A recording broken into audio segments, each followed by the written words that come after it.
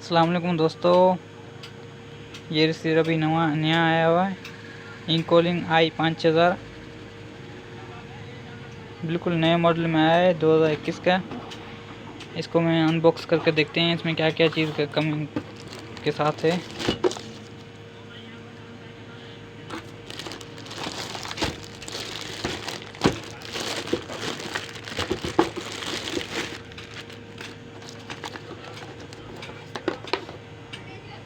ये रिसीवर है, ये है सिम वाला, पर इसके साथ सिम जैक अलग से दिया हुआ है। ये देखो, इसमें ये सिम है, ये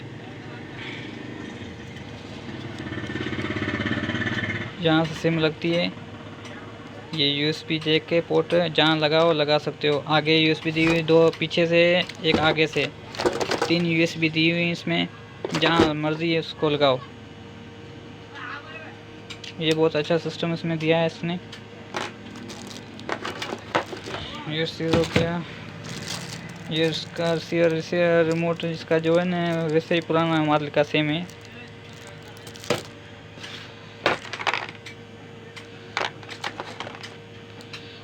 इसको हम चला के देखते हैं।